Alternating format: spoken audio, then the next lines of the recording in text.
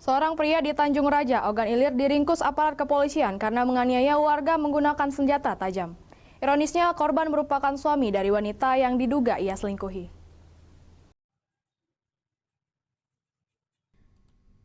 Pria bernama Amsal, 41 tahun, warga desa Ulak, Kerbau Lama ini dibekuk tim Raja Wali Satreskrim Polsek Tanjung Raja, Ogan Ilir. Ia ditangkap usai menganiaya korban, yakni Muhlis, 43 tahun. Polisi menjelaskan, kejadian pengayaan berawal saat korban Muhlis mengawasi rumahnya dari luar pada Selasa malam lalu. Tindakan tersebut dilakukan korban lantaran takut istrinya diganggu tersangka yang datang pada malam-malam hari. Kecurigaan korban terbukti karena tersangka mendatangi rumahnya larut malam. Saat tersangka masuk dan mengunci pintu rumah korban langsung mendobrak pintu sembari meneriaki pelaku maling. Karena panik, tersangka lalu mengambil pisau di pinggang dan langsung menghujamkannya ke tubuh.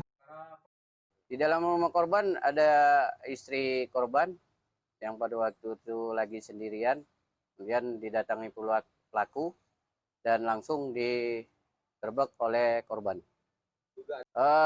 Dugaan sementara perkara ini berdasarkan perselingkuhan.